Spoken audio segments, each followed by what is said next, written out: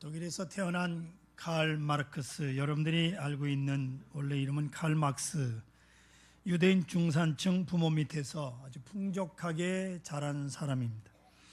근데 프레드리 엥겔스라고 하는 사람과 공산주의를 선언하였고, 이것을 기초로 한 소련의 블라디미르 레닌이 프롤레타리아 사회주의 혁명으로 러시아 공산화를 만들어냈습니다. 프롤레타리아, 이 말은 노동자 계급을 말합니다. 자기가 자기 사업을 가진 사람이 아니라 남의 기업에 들어가서 몸으로 일을 해서 벌어먹고 사는 사람들, 전부 다 프롤레타리아 계급이라 그렇게 말합니다. 그런데 이 칼막스가 큰 실수를 한 것이 있는데, 가장 큰 실수가 뭐냐면 그는 역사를 생존 경쟁으로 보았다 하는 겁니다. 흔히 말하는 대로 변증법적 유물사관, 바로 여기에 문제가 있는 것입니다. 모든 것이 물질이라는 거죠. 산다는 것은 싸움이다, 양육강식이다, 약육강식, 강한 자가 약한 자를 먹어치우는 그런 세상이다 라고 생각을 그렇게 정리를 하고, 그렇다면 이런 세상에서 어떻게 하면 평화를 얻을 수 있을 것인가? 가난의 문제를 해결하는 길은 혁명을 통해서 공정한 분배가 가능하다고 보았습니다. 보다 많은 생산을 통해서, 보다 많은 번영을 통해서 가난의 문제를 해결하려고 들지 않았고, 이 공정한 분배, 즉 그것은 힘으로 혁명을 통해서 빼앗아서 세상을 평등하게 만들어 보겠다, 이 사상에 많은 사람들이 미혹돼서 흔히 말하는 공산주의가 됐던 겁니다. 왜 멀쩡한 사람 거 뺏어가지고 나눠주겠다는 겁니까? 사람이 다 일한 대로, 자기의 최선을 다한 대로 살아야 되는데. 또 한 가지, 경제 문제 해결의 모든 문제의 근본이 있다. 경제 문제만 해결되면 모두가 다 평안할 것이다, 그렇게 생각을 했어요. 그런 화평이 오고 살기 좋은 세상이 될 것이라고 내다보았습니다. 또 여기에 큰 문제가 있습니다. 여러분, 동물의 세계를 텔레비전을 통해서 보셨습니까? 아프리카를 한번 가봐서 사파리를 좀 보고 싶은 생각이 있습니다만은 너무 멀어서 용기가 나질 않는데, 텔레비전을 통해서 아프리카 국립공원의 사파리를 보면 사자의 무리떼가 놀고 있는데, 그 앞에 임팔라라고 하는 노루 종류가 천연스럽게 놀고 있는 장면을 봅니다. 난 그 장면을 보면서 에덴 동산인 줄 알았어요. 사자와 노루가 같은 공간에서 놀고 있다? 여러분, 어떻게 이런 평화가 공존할 수 있습니까? 그 이유는 이 사자가 지금 식사 시간이 아니기 때문이에요. 맹수는 배만 부르면 절대로 어떤 동물도 해치지 않습니다. 배고플 때만 사냥을 하는 것이 맹수의 습성이요, 또 맹수는 저축하는 습성이 없습니다. 그냥 그때 배고프면 잡아서 먹고 끝. 동물의 세계는 저만 배만 부르면 아무 문제가 없습니다. 그런데 사람은 어디 그렇습니까? 사람은 안 그렇습니다. 배부름 다음부터가 오히려 문제라니까요. 여기에 칼막스가 아주 크게 실수를 한 겁니다. 존 랩이라고 하는 학자가 특별한 단어를 만들어냈는데, 에플루엔자라고 하는 단어입니다. 이 에플루엔자라고 하는 단어의 뜻이 뭐냐면 부자병입니다. 부자라고 하는 단어는 의욕이 상실되고 의기소침하고, 특별히 재미있는 것은 부할수록 더 욕심이 많아진다는 거예요. 이게 부자병이요. 가지고도 더 가지고 싶은 마음에, 진정한 마음의 평안이 없는 사람들, 이 전부 다 부자예요. 그래서 만족감은 부와 반비례한다 그럽니다. 많이 가질수록 만족을 모르는 거예요. 여러분, 오직 가난한 사람이요, 그저 자전거 하나만 생겨도 얼마나 기뻐하는지 모릅니다. 야, 이제 걸어 다닐 걸 자전거를 타고 다닌다, 기뻐합니다. 또 월세 살다가 전세로만 들어가도 얼마나 만족하지 몰라요. 이런 순간이 있습니다만은, 여러분, 집 좋은 것 가진 사람들 이만하면 됐다라고 하는 줄 아십니까? 우리는 그 자리에 못 가봐서 모르지 그 사람들에겐 평안이 없어요. 만족이 없다는 거, 여기에 문제가 있는 것입니다. 더 큰 욕망의 노예가 되고 있는 거예요. 또한 부자는 지루하게 살면서 신나는 일이 없어요. 행복감이 없는 생을 사는 사람들이 부자입니다. 그리고 더 무서운 것이 하나 있는데 뭐냐면 그건 불신이 올시다. 부자의 큰 병이 뭐냐면 불신이에요. 아무도 안 믿습니다. 아내도 안 믿고 남편도 안 믿고 자식도 안 믿습니다. 여기에 분열이 일어나는 겁니다. 여러분, 가난한 집 형제들에게 화평이 있지 부잣집 자녀들에게는 화평이 없다고요. 이 부자 자녀들은 서로 죽이려고 그래요. 그래야 자기가 물려받을 게 많잖아요. 무서운 일이 옵시다. 부라고 하는 것이 사람을 이렇게 분열주의자로 만드는 거예요. 때로는 극단적 이기주의자로 만듭니다. 화평이 없습니다. 화목함이 없어요. 때로는 땀 흘리지 않고 돈을 번 데 대한 자책감 때문에 열등의식까지 있습니다. 넉넉하니까 마음도 평안하고 여유가 있어야 될 것 같은데 부자들 그렇지 못해요. 버럭버럭 화를 내기도 하고 끝없이 불안합니다. 끝도 없어요. 끝도 없어요. 이것이 부자병이라고 하는 거예요. 부자병. 지금 제가 말씀드린 부분이 있으면 여러분 부자병이 걸려 있는 줄 아시면 돼요. 철학자 마틴 부버의 나와 너라고 하는 아주 유명한 책이 있습니다. 천주교 신자는 이 마틴 부버가 신부인 줄 알고 개신교 신자들은 이 마틴 부버가 목사인 줄 아는 사람들이 있습니다. 나도 유명해서 목사인 줄 알았어요. 오스트리아 유대인 가정에서 태어나 독일에서 성장하고 독일의 나치당에게 쫓겨나 이스라엘에 정착해서 평생 대학 교수로 일생을 산 사람이에요. 대학 교수예요. 신부도 아니고 목사도 아닙니다. 그런데 이 마틴 부버 나와 너라고 하는 책에 보면 이 세상은 아주 깨어진 세상이고 계속 깨어져 가고 있다라고 말합니다. 분열이 극심해지고 있다. 핵분열하듯이 분열하여 모두가 모래알처럼 따로 놀고 있다. 그래서 인간은 불행한데 이러한 위기 상황은 인간이 자기 손으로 만들어낸 세계를 더 이상 지배할 수가 없는 데서부터 비롯되는 것이다. 지금 물질 문명으로 인해서 인간성이 파괴되면서 전부 이렇게 분열되고 있는데 이 어디까지 가야 하나 스스로 지배할 수 없는 한계를 넘어가고 있다라고 말합니다. 사실로 그러한 것 같아요. 이 인간은요 한평생 공부하며 산다고 생각을 합니다. 그래서 젊었을 때 몰랐던 것 나이가 들면서 깨달아 가져요. 경험하기 전에 몰랐던 것 경험하면서 깨닫게 됩니다. 조금씩 깨닫고 배우고 느끼고 그렇게 성숙해 갑니다마는 그 과정에서 가장 큰 괴로움이 있어요. 그것이 바로 후회라고 하는 겁니다. 깨닫고 보니 잘못했거든요.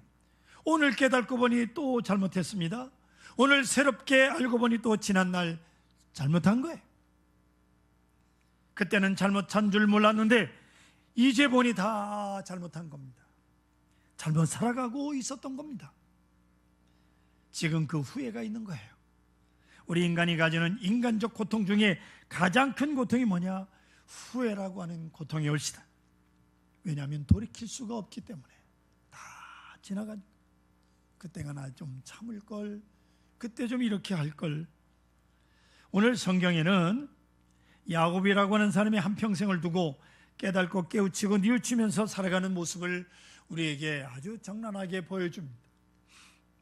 행복이 무엇인지 이제 비로소 알게 된 겁니다.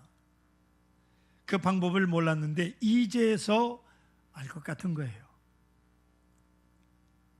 더 중요한 것은요, 여러분, 행복은 나 하나만의 것이 아니구나 생각하게 되었다는 점입니다. 오늘 야곱이 이제 소중한 시점에 와 있는데 야곱은 정열의 사람입니다. 또 복에 대한 집념이 아주 강한 사람이에요. 또 신앙도 있는 사람입니다. 복은 하나님께로부터 오는 것이다.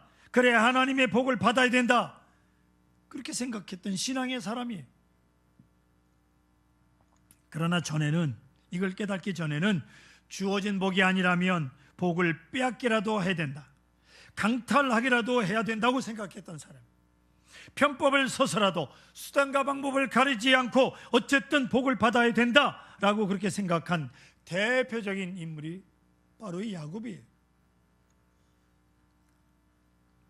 야곱은 처음 물질을 복이라고 생각했어요. 뭐니 해도 그저 돈이 많아야지, 재산이 있어야지 이렇게 생각을 했습니다.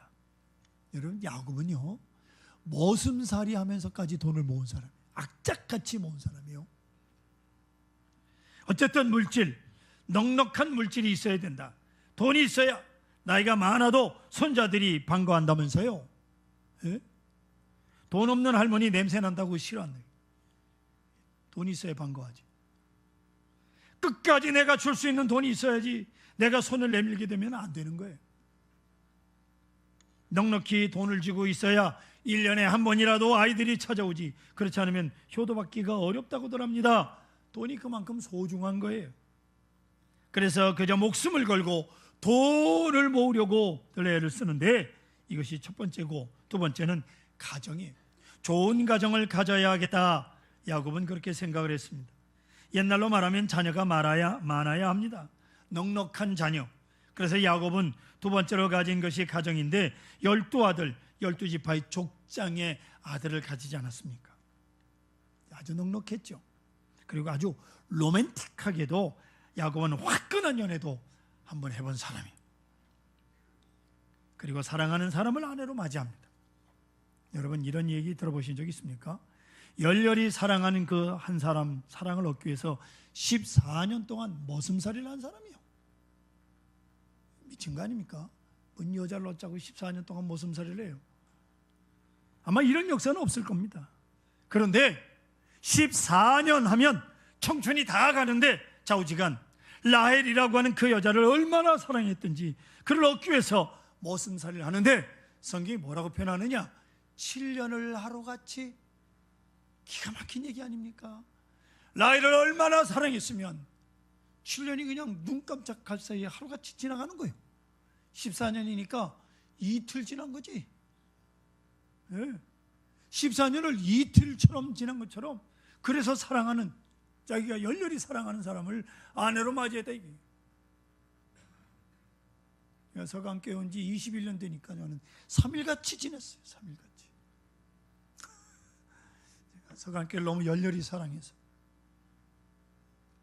그렇게 애써서 사랑하는 사람을 얻은 사람이, 어찌 생각해보면 야곱은요 이제 가질 거 다 가진 사람. 물질도 가졌고 자녀도 가졌고 사랑도 가졌고 다 가졌잖아요.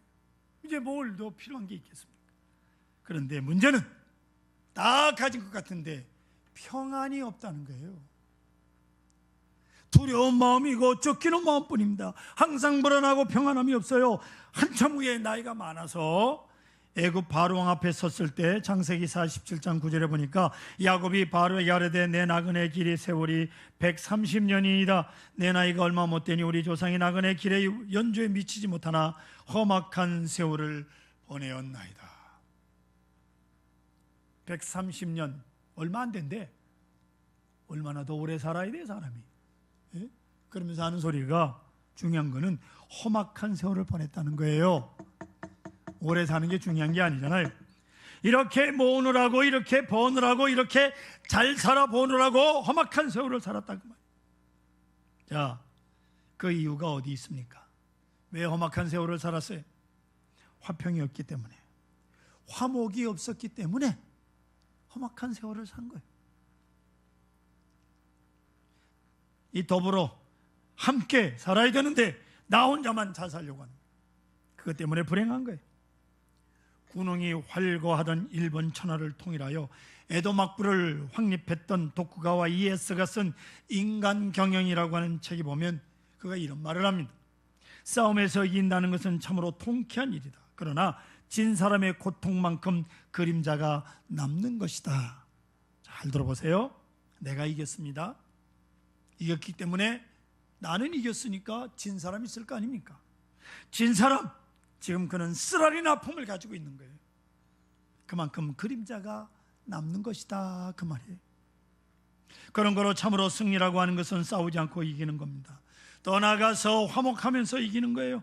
그게 진짜 이기는 것이지, 싸워서 빼앗고 얻는다고 하는 것은 결코 행복이 될 수 없다고 하는 겁니다.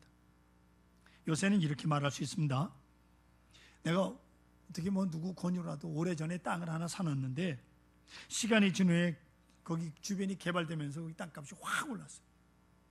돈을 많이 벌었어요. 덕분에 하도 좋아서 아이고 하나님의 은혜다 했습니다. 나는 하나님의 은혜로 땅값이 올라서 돈을 벌었지만, 그러나 저쪽에 땅을 판 사람 어떻겠습니까? 좀 더 있다 팔걸. 그 사람은 망한 거예요. 얼마나 가슴이 아프겠습니까? 일찍 팔아서. 여러분, 내가 돈 벌었다고 기뻐할 때 한쪽에서는 가슴을 치는 사람이 있다는 사실을 잊지 마시기 바랍니다. 내가 증권 투자해서 큰 돈을 벌었다고 축제를 벌일 때 한쪽에서는 가슴을 치고 자살하는 사람이 있다는 사실이요. 진정한 축제, 진정한 행복은 화목에 있습니다. 함께 행복하고 함께 번영하고 함께 잘 살아, 그게 진짜 행복한 것이지, 나 혼자 나 하나만, 우리 가족만, 우리 식구만 한다면 이건 크리스찬으로서 결코 안 될 소리요. 더구나 이 지구촌 시대의 세계에서 우리만, 우리 민족만이라는 있을 수가 없습니다. 다 함께 행복하기 전에 절대로 행복할 수가 없다는 것을 여러분, 우리는 알아야 되는 거예요. 오늘 말씀에 특별히 신학적 사건이 있는데, 야곱이 형님 에서와 만나는 그 순간에 그는 뭐라고 고백하느냐? 형님의 얼굴을 배운즉 하나님의 얼굴을 본 것 같사오며 라고, 형님하고 만나는데 하나님의 얼굴을 본다고 그는 절정의 감격을 그렇게 표현을 합니다. 예수님 말씀 들어보십시오. 마태복음 5장 23절 이하에 그러므로 예물을 제단에 드리려다가 거기서 내 형제에게 원망들을 만한 일이 있는 것이 생각나거든 예물을 제단에 두고 먼저 가서 형제와 화목하고 그 후에 와서 예물을 드리라. 성도 여러분, 누가 나를 원망하고 있는 동안에 드리는 제사는 하나님 앞에 상달될 수가 없기 때문에.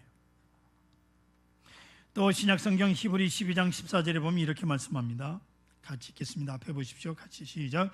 모든 사람과 더불어 화평함과 거룩함을 따르라. 이것이 없이는 아무도 주를 보지 못하리라 말씀합니다. 잘 보세요. 모든 사람과 더불어 화평함과 거룩함을 따르라. 이것이 없이는 아무도 주를 보지 못하리라. 아무도 주를 보지 못하리라는 말은 아무리 기도해도 응답받지 못한다, 그 말이에요. 아무리 복을 달라고 빌어도 하늘이 복을 내릴 수가 없다, 그 말이에요. 모든 사람과 더불어 화평함과 거룩함을 가져야 우리의 기도가 응답되는 거예요. 아멘.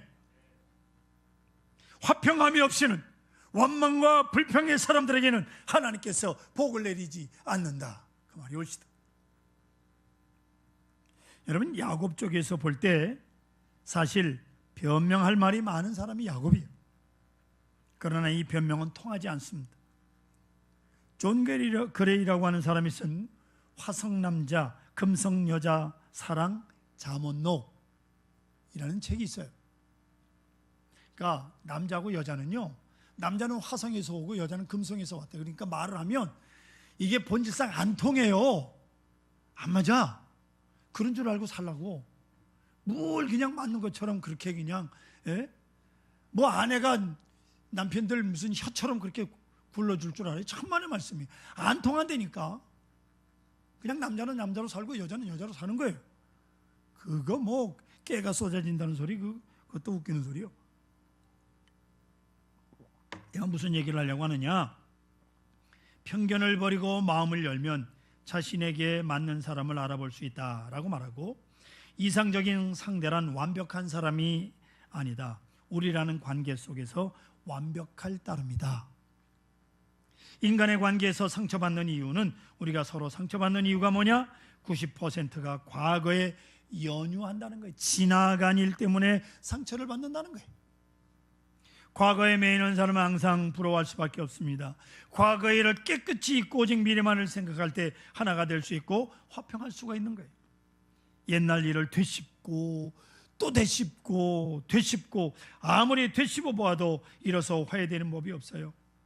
90%가 과거 문제로 상처를 입는다는 거예요. 오직 10%만이 우리를 화나게 하는 것과 직접 관련이 있다, 이렇게 말합니다.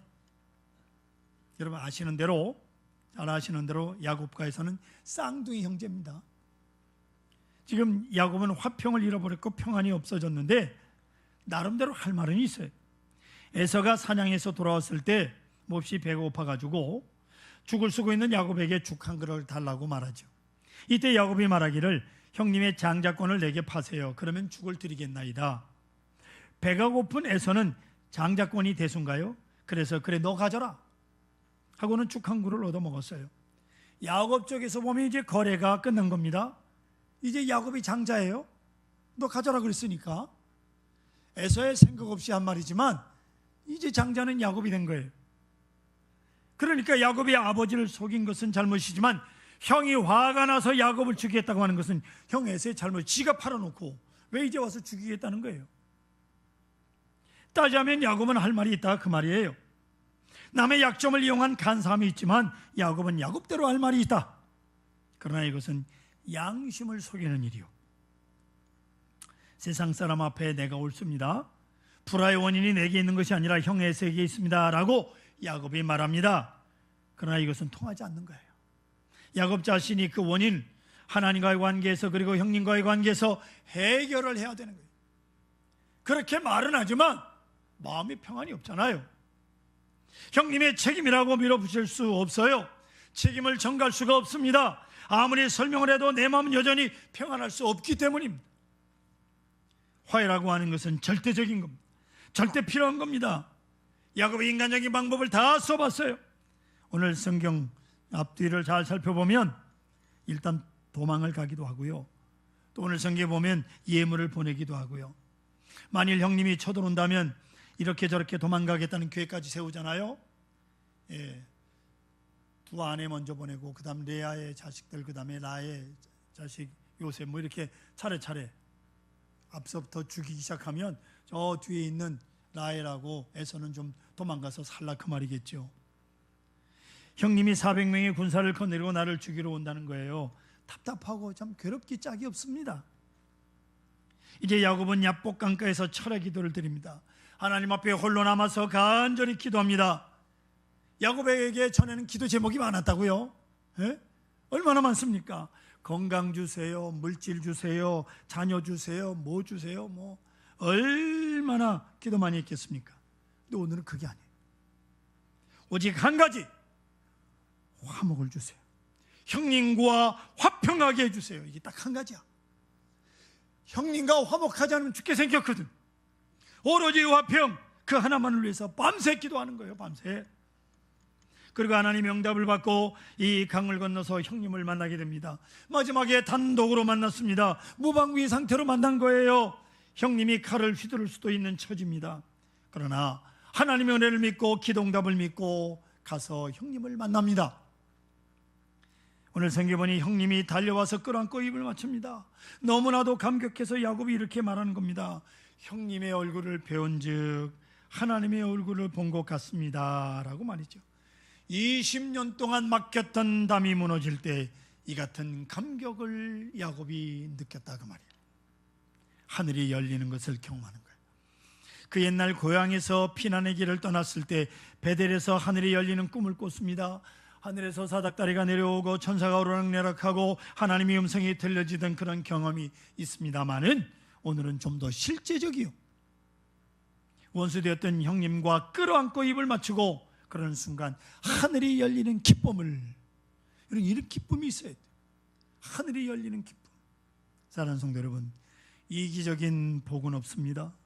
이기적인 기도도 없습니다. 이기적인 행복도 없다는 것을 잊지 말아야 됩니다. 벤허라고 하는 영화의 마지막 장면에 이런 대사가 나오는데, 십자가 위에서 예수님께서 저들의 죄를 용서하옵소서, 저들이 하는 것을 모르기 때문이다라고 하는 주님의 음성을 듣는 순간 내 손에서 칼을 빼앗기는 것을 느꼈다라고 이 벤허가 고백을 합니다. 주님께서 우리를 용서하시는 그 장면을 보는데 내 손에서 칼이 떠나버렸다 그 말입니다. 그 후에 벤허는 칼 없이 싸우고 칼 없이 용감한 사람으로 승리합니다. 칼 없이 승리했다 그 말에 이것이 벤허의 주제, 자기를 노예로 팔아버리는 원수 같은 사람, 그 사람을 칼로 죽인 것이 아니라 칼을 버리고 용서함으로 승리하는 장면이 영화에 나옵니다. 사랑하는 성도 여러분, 불화의 이유, 누구에게 묻겠습니까? 아무도 탓하지 마십시오. 그러나 반드시 화목하여야 합니다. 어떤 희생을 지불하고도 화평 없이는 하나님의 얼굴을 뵐 수가 없기 때문이옵니다. 오직 화평케 하는 자는 복이 있나니 하나님의 자녀라 일컬음을 받게 될 것이다. 주님의 말씀이옵니다. 화평 가운데 모든 사람들을 만날 때 하나님의 얼굴을 뵙는 것 같은 감격으로 살아가시기를 축원합니다.